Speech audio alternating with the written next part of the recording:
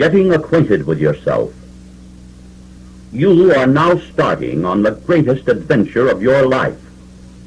If you will listen with a mind freed from previously formed opinions, skepticism, and prejudice. Stop and think while you listen. In his book, I Can, Ben Sweetland's first job is to sell you to yourself. He makes this strange statement because not one person in 100 has any idea of his own power and capabilities. The failure thinks he's a failure because he was intended by fate to be a failure. Tommy Rott. Do you know the difference between a success and a failure? It is not physical. You cannot see the difference. It is not educational because many highly educated men and women are failures. It is a matter of attitude. One man sees himself as a failure. The other man sees himself as a success. In other words, the only difference between you and the man who goes places is a matter of consciousness. Isn't this great news?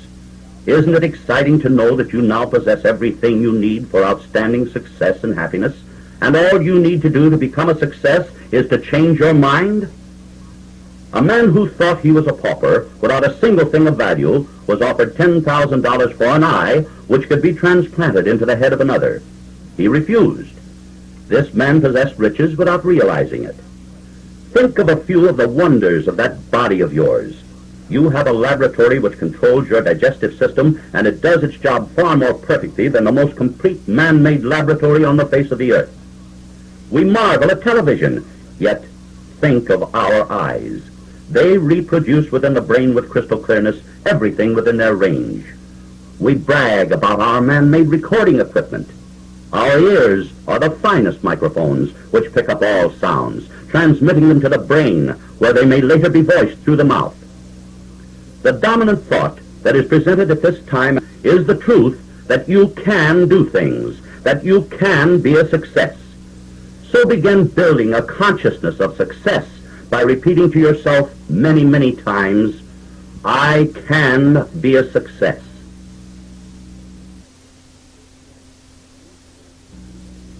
Your pledge to yourself. If you were to enter into a business arrangement with another, you would undoubtedly want a contract. Such a document is not an evidence of a lack of trust.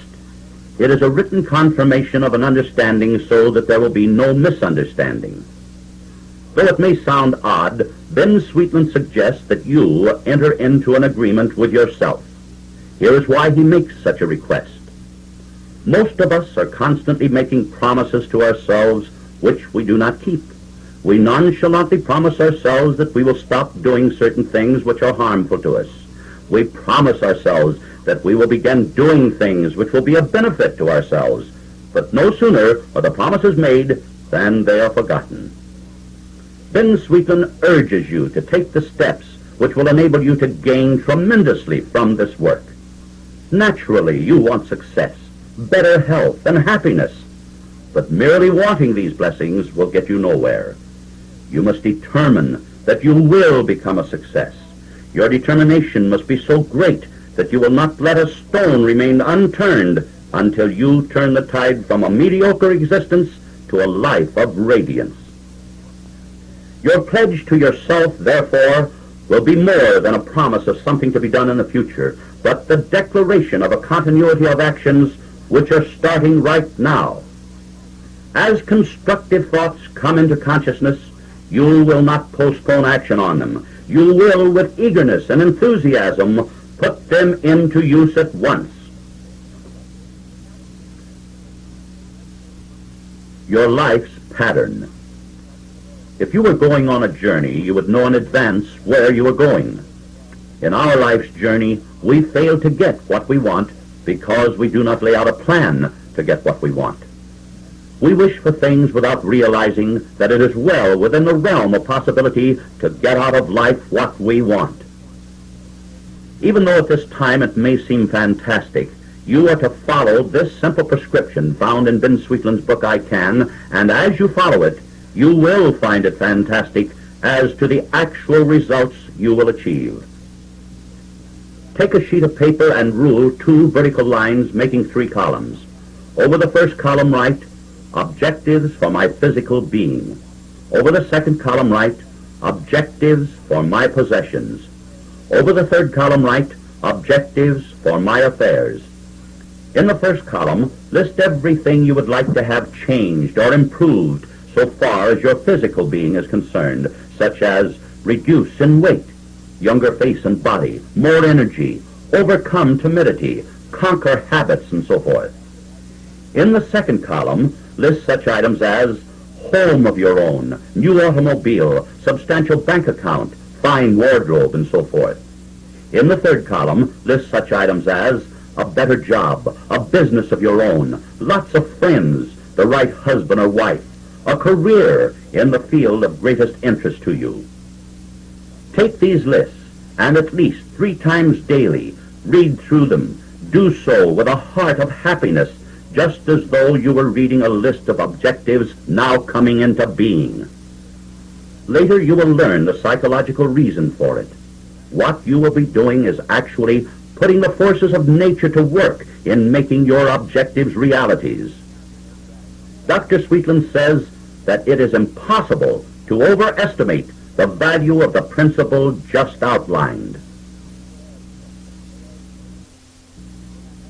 The art of relaxation. You should be relaxed right now because the mind absorbs information while the body is relaxed far more than when the body is tense. Many people have difficulty in relaxing because they think they can't relax. The moment you know you can relax, you will. Here's a truth to remember. When you are tense, you are burning energy. When you are relaxed, you are storing energy. You can open and close your hands at will. You can move your head, your body, your legs at will. Why? Because you know you can. As soon as you know you can relax the muscles of the body, you will have no difficulty in doing so. Practice relaxation. Talk to various members of your body, toes, foot, ankle, leg, body, and so forth, and instruct them to relax, and they will. Just as Ben Sweetland states, when you master the art of relaxation, many blessings will come into your life. If you thoroughly relax as soon as you retire at night, you will drop off into a peaceful sleep and will awake refreshed. If you relax thoroughly before eating a meal, the food will do you much more good. You will be working with nature in helping to make your food digest perfectly. Here's a test you can make. Clench your fist tightly, and as you open it, notice how the blood has been forced out of certain portions of the hand. This will show you how tenseness can impair circulation of the blood, causing many ailments. Become relaxation conscious. Whenever you find yourself tense, whisper to your inner self, let go. Remember, the title of Ben Sweetland's book, I Can, means many things, as well as thinking in terms of I can succeed, I can be happy, and so forth. You can also say with certainty, I can relax. Your mental powerhouse. We all have 2 departments of mind. There's the conscious mind with which we do our conscious thinking, reasoning, and planning. Then we have that portion of mind below the level of consciousness, usually referred to as the subconscious mind. Since the subconscious mind is the real seat of intelligence, I like to think of it as the creative mind, and will do so hereafter. Remember this fact. The conscious mind is the master. The creative mind is the servant. In this chapter, Ben Sweetland says, your creative mind has reasoning faculties independent of your conscious mind. After having been told that the creative mind is the seat of intelligence and power, it may sound inconsistent to now hear that the creative mind is subservient to the conscious mind, but it is not at all inconsistent. An army is a powerful force, yet this mass of power comes under the direction of a single man, the general. The forces of your creative mind enable you to climb to great heights or make you descend to the depths of despair. We might compare the power of the creative mind with water. Water under control can irrigate our lands or supply power for generating electricity. Water out of control can cause floods, destroying cities and endangering lives. Thoughts held in your conscious mind are accepted as instructions by your creative mind. Remember this. It is of vital importance. If you hold a negative thought, fear that you might fail in some test, the creative mind, without questioning, will accept the thought as an instruction, and with its reasoning faculties will actually guide you in making you fail. If you fear your ability to succeed, you will not succeed, because you are guided to do the very things which will make you fail. Happily, the reverse is true. When you hold a positive thought, such as, let me say, I know I'll land a good job, your creative mind guides you in the things to say and do which will enable you to land just the job or position you want. Learn to make use of your valuable servant, your creative mind. Use it a few times constructively, and you'll discover to your great surprise that you are the owner of a vast reservoir of power which has been allowed to lie dormant. Make this test, found in the book I Can.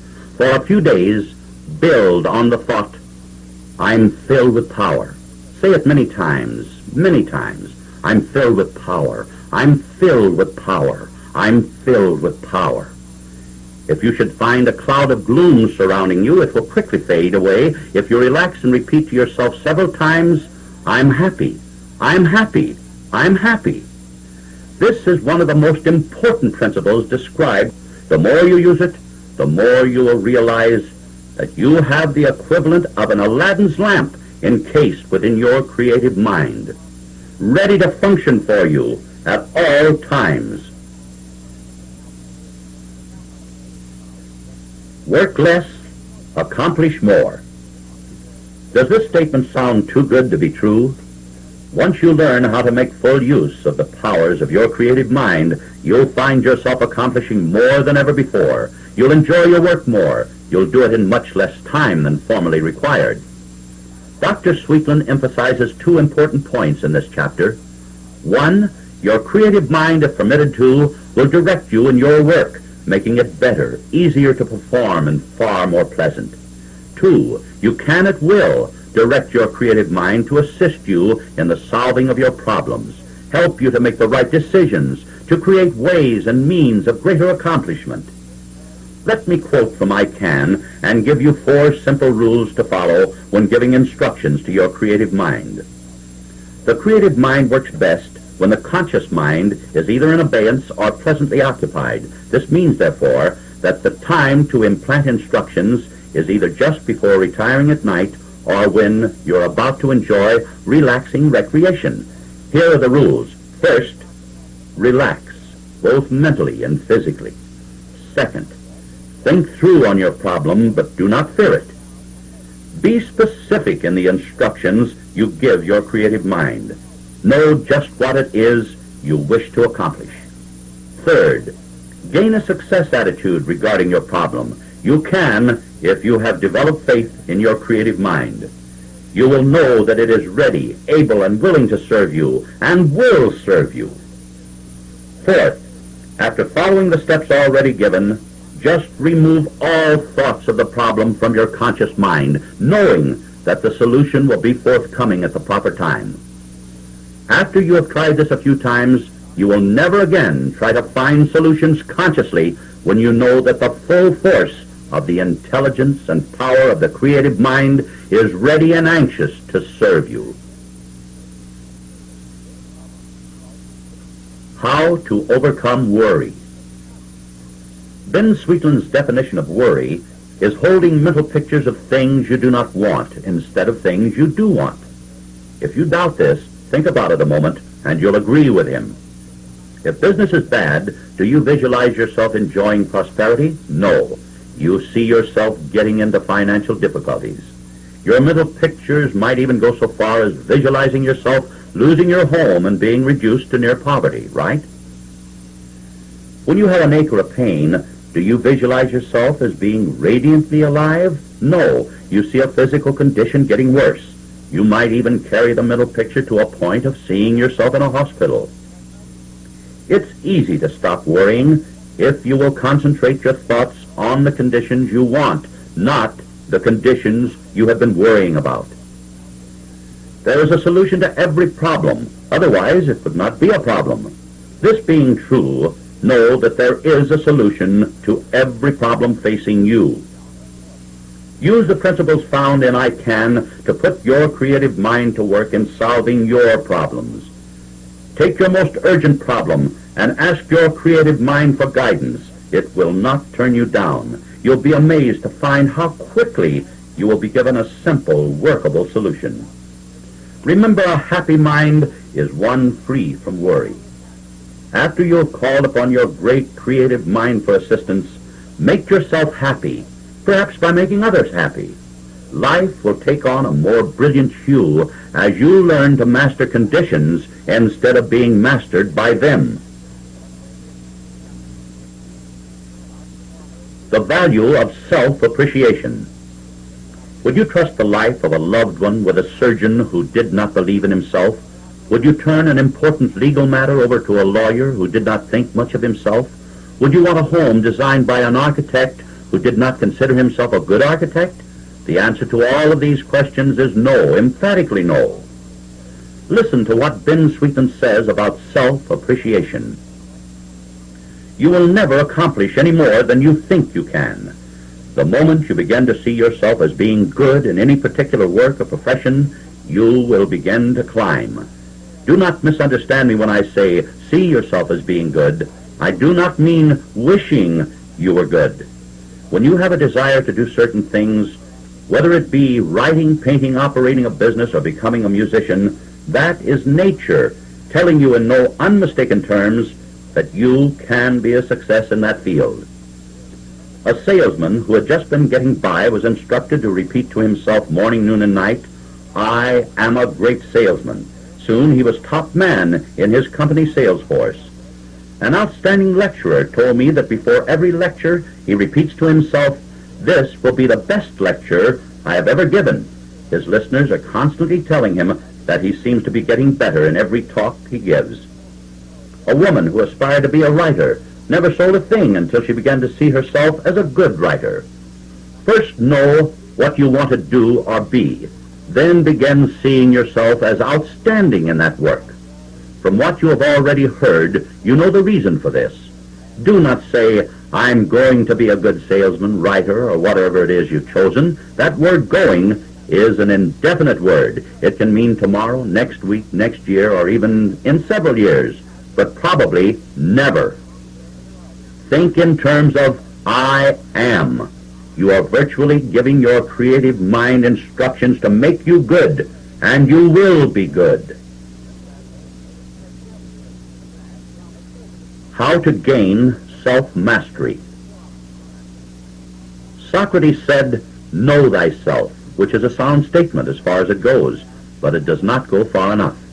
To know thyself can be negative as well as positive, because in too many cases one is apt to take himself too much for granted. You will hear people say, "I'm not mechanical, I'm not musical, I'm not artistically inclined." All of this may be true at the time of making such remarks, but it should not mean that one cannot change to be mechanical, to be musical, or to be artistic. Ben Sweetman adds two words to the Socratic statement by saying, "Know thyself, master thyself." He says, "I know you want success. I know you want to overcome fears, phobias, complexes, and inhibitions. I know you want to be in radiant health. I know you want to be happy." The way to attain these blessings is to stop accepting yourself as you are and know that you can change, and through mastering yourself, you will change. Take a sheet of paper and run a line down the middle of it. On the left side, carefully list your negative attributes, those conditions you would like to have changed. You might list such items as worry, timidity, jealousy, envy, laziness. On the other side, list what you feel are your good qualities, such as learning quickly, good health, good hearing, good eyesight, and countless other positive factors.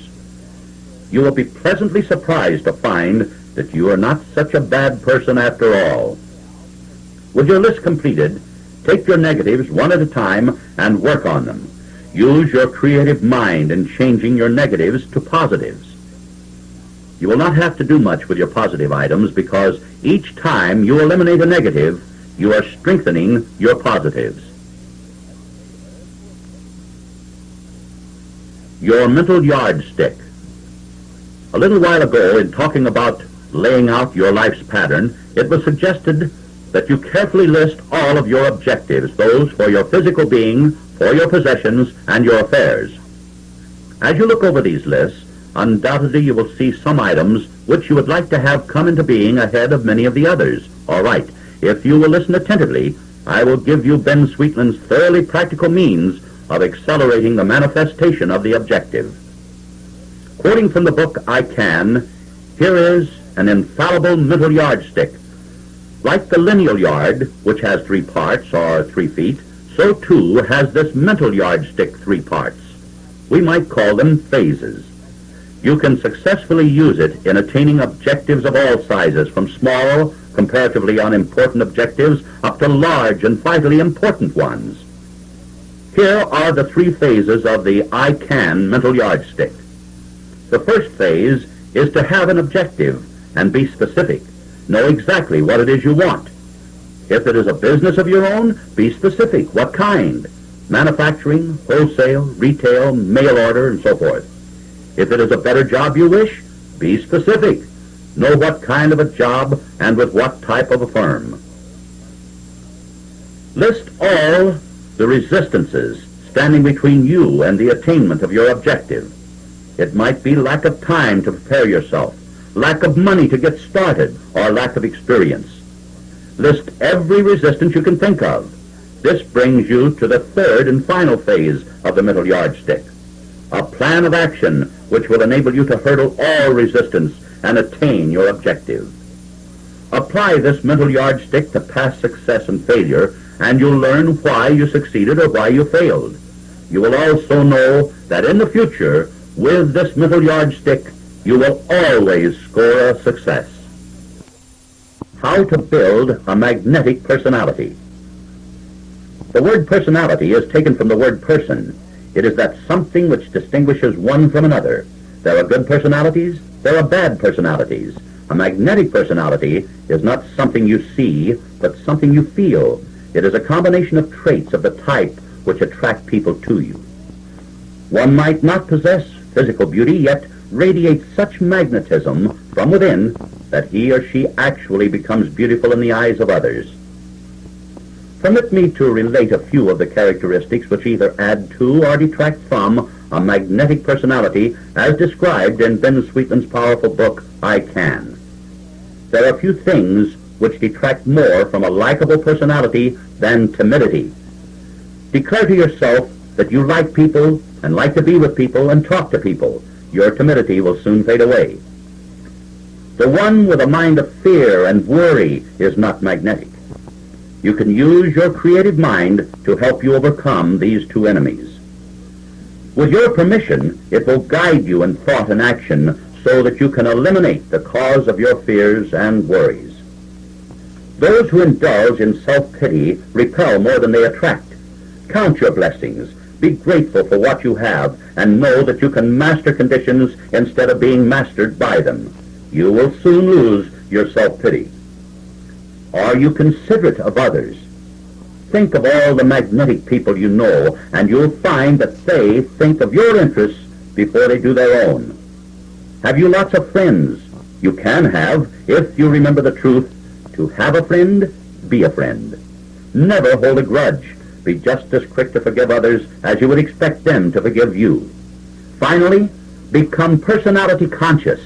Know you have a magnetic personality because you're doing everything necessary to create one. Your normal lifespan. We have so thoroughly accepted 70 years and 10 as our lifespan that most of us, in anticipation of the approaching deadline, begin to let down after we pass the age of 50. If human beings had a lifespan in keeping with all other forms of life, it would be at least 125 years. Then why do we appear so old when in the neighborhood of the 70s? Here again, we can refer to our fateful creative mind explained earlier. After we pass the age of 50, we begin holding mental pictures of age. We see ourselves growing old. We actually look for and expect signs of senility. The creative mind, accepting all of these mental pictures as instructions, proceeds to hasten our natural aging process, with the result that we actually do show definite signs of age. Listen to the words of Ben Sweetland, a septuagenarian who is still young. If you establish in that loyal, creative mind of yours the fact that your lifespan will be at least 125, and you begin to live accordingly, you will find that instead of 70 being the old age of youth, it is the youth of old age. Develop a youth consciousness. Think of yourself as being young, both in mind and body. Remember, your body is continually renewing itself. If you hold mental pictures of youth and strength, your new cells will reflect youth and strength. Live in the future. Keep your mind on coming events and your participation in future activities, not on the imaginary good old days. Acquire a taste for the beautiful. Train yourself to think in terms of beauty. Make a friend of your mirror. Look at it with a happy smile, and a happy smile will come back to you. How to develop a powerful memory. To quote from I Can, there is no such thing as a bad memory. Our creative minds retain everything seen, heard, and read from the time we arrive on this earth until we depart. That which we think of as a bad memory is our inability to bring into consciousness at will facts which we have with us in our creative minds. Developing a good memory is simply a matter of building a consciousness that you have a good memory. Instead of thinking in terms of, I have a bad memory, know that you have a good memory, that it will serve you at all times in bringing into consciousness facts held in your creative mind. Do you remember faces but not names? This is natural, since you see a face for a long period of time, yet hear the name but for a fleeting moment. Here's a Ben Sweetland lesson in memory development. When introduced to another, fix his name in mind. Learn how it is spelled. Mention it frequently. Practice will help you to develop a good memory consciousness. Instead of writing down a shopping list, fix it in your mind, knowing that you will remember. See how quickly you can memorize a poem and know that you will remember it. Do not associate memory with age and think that it is natural for a memory to fade as years roll by. Memories do not fade. Develop your powers of observation. We all see, but not everyone observes. Think about the things you see, and you'll be astonished to discover how long they will remain with you. Learn these lessons well and rejoice, because you have a good memory. Conversation and public speaking. We all like to be good conversationalists, yet very few of us think we are. Most anyone can become a good conversationalist if he will follow these simple steps from I Can. Here they are. First, gain a consciousness that you are a good conversationalist. Have no doubt about it. In other words, think in terms of, I am a good conversationalist. 2, add to your storehouse of knowledge through newspapers, magazines, radio, and television. Keep yourself informed. 3, ask questions. This is a good way to keep conversation flowing. 4, be a good listener. It is just as important to listen as it is to talk. Give the other fellow a chance. 5, add variety to a conversation. Do not pursue a subject until your listeners tire of it. 6, do not hog the conversation. A conversation is not a monologue. 7, practice voice expression. A speaking voice can be musical. Watch your modulation and articulation. 8, give warmth to your voice. Love in your heart will put warmth in your voice.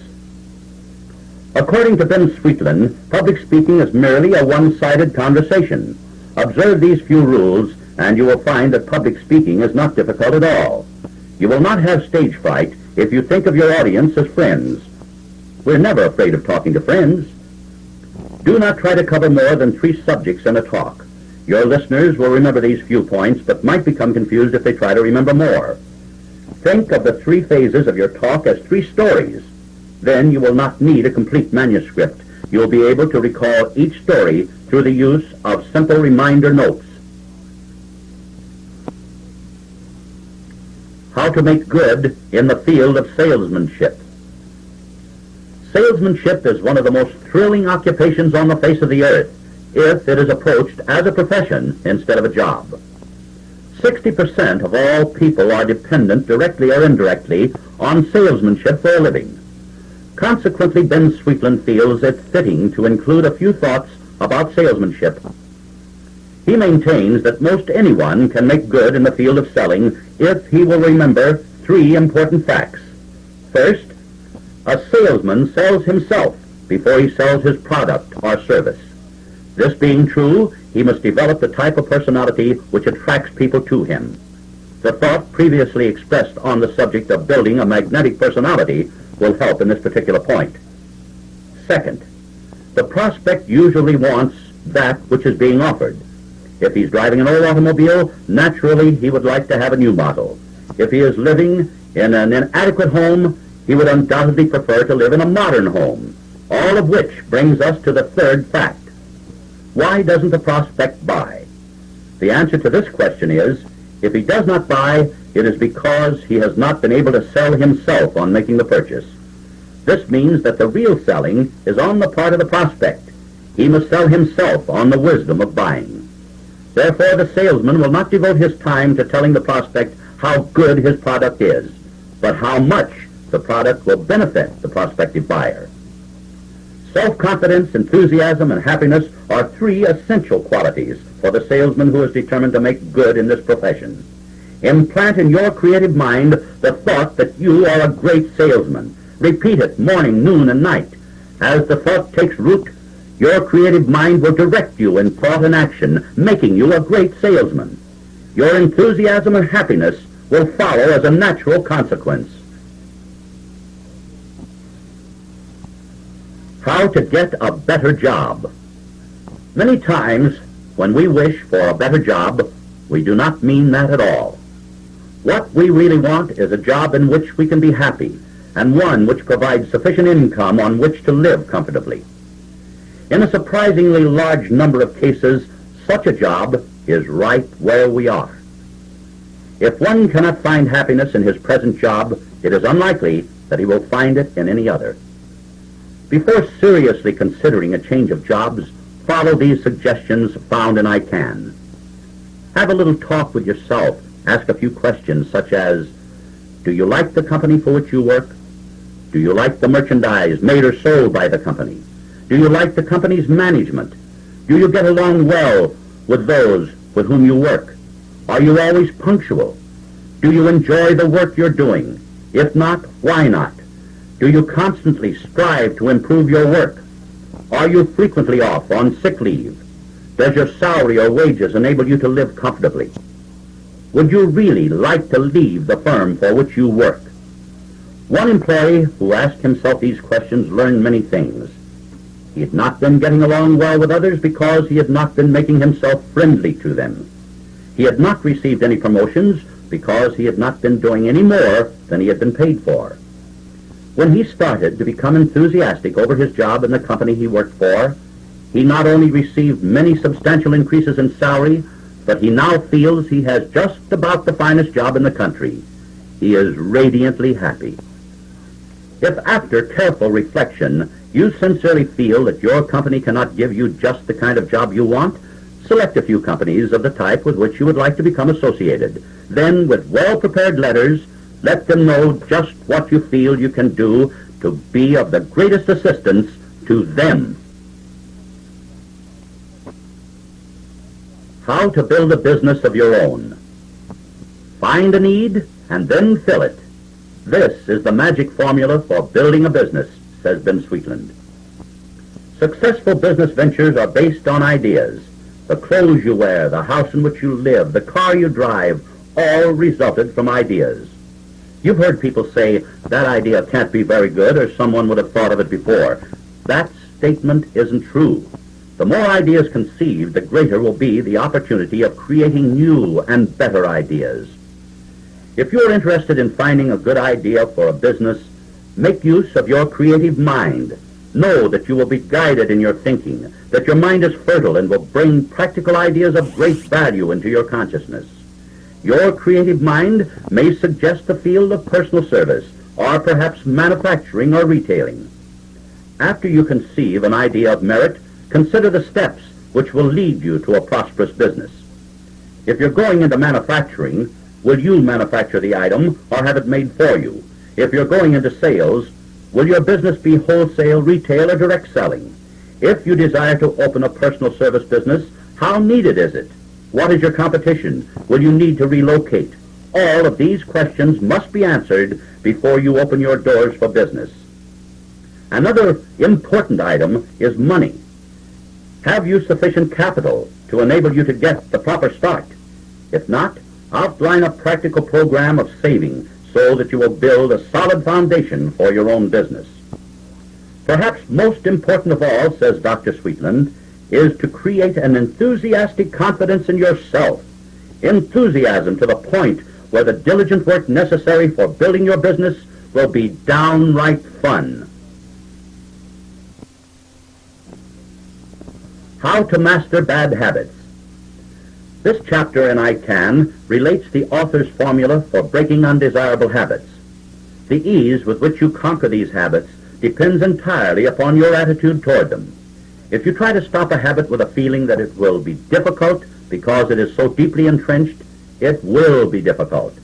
However, once you acquire a sense of self-mastery, the problem can be solved.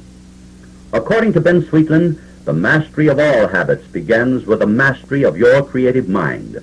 Once you ally yourself with this powerful force that is within you, the first step toward mastering habits has been taken. Secondly, you must form a deep, vivid disgust for the habit you wish to eliminate. Do this by thinking of all the undesirable effects the habit has on you, your family, and associates.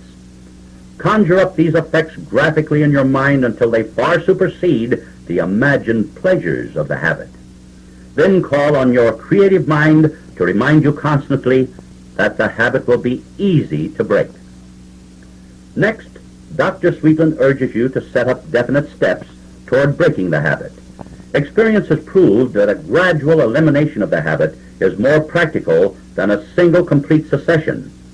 Set up a timetable for decreasing the habit on a day-by-day basis, lengthening the periods of abstinence until all desire for the habit is lost. Along with a step-by-step plan, set your sights on a substitute, something that you can look forward to. If your habit has cost you money throughout the years, then decide to acquire something you have always wanted with the money you will save by breaking the habit. When you conquer the habit, you will enjoy a sense of well-being and become more secure in the knowledge that you are the master of your own self. Benefits will follow as does night unto day. Your marriage can be happy. Many years ago, when acting as a marriage counselor, Dr. Sweetland developed an unfailing formula for happy marriage in the form of what he called my 10 Commandments for a happy marriage. Thousands of marriages have proved happy as a result of them. The commandments are repeated here for the purpose of helping you to check your own marriage. 1. Keep yourself sold to each other. You created a good impression before marriage. Continue to do so after marriage. This is easy to do, and the rewards are great. 2. It is more blessed to give than to receive. In giving, do not be guided by what you might receive in return. Happiness comes from giving happiness. 3. Marriage should not destroy individuality. Entering marriage is a partnership, not ownership of one individual by another. A yoke around the neck soon begins to chafe. 4. Never pry into the affairs of your mate. Pockets, handbags, letters, and dresser drawers should be private to their owners. Suspicion creates inharmony, which can have an unhappy ending. 5. Never retire at night with any differences existing between you. A good night kiss should be a must in every home. This prevents little differences from growing into big ones. 6. Compliment each other every day. Giving sincere compliments each day trains you to look for the good things in your mate instead of otherwise. The importance of this commandment cannot be overestimated. 7. Never permit jealousy to enter your home. When jealousy steps in, love walks out. Jealousy and love will not remain together. The more you trust your mate, the more the trust will be deserved. 8. When separated through circumstances, write real love letters. After a couple has been married a few years, an occasional love letter will keep the spark of romance burning brightly. 9. Operate on a budget basis. Money troubles will often disturb the harmony of the home. Handle your finances sanely. Earn a little, spend a little, save a little. You can be generous with each other, yet thrifty.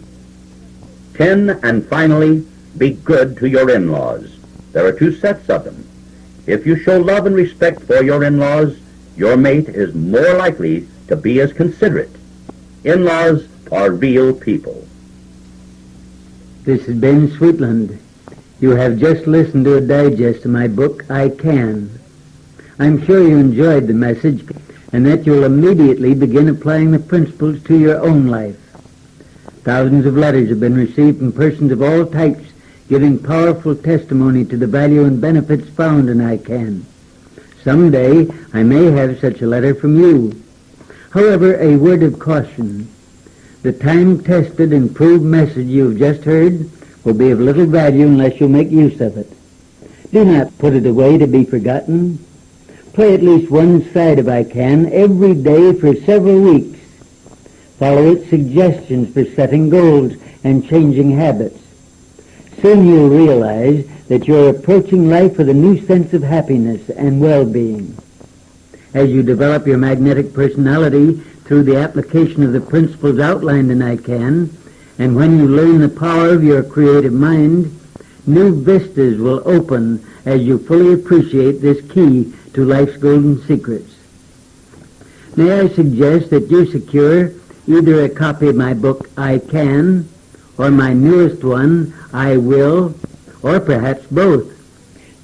I congratulate you for thinking enough about your own personal success. It will provide you the incentive to make your life outstandingly successful. This is Ben Sweetland reminding you that success is not a destination, it's a journey.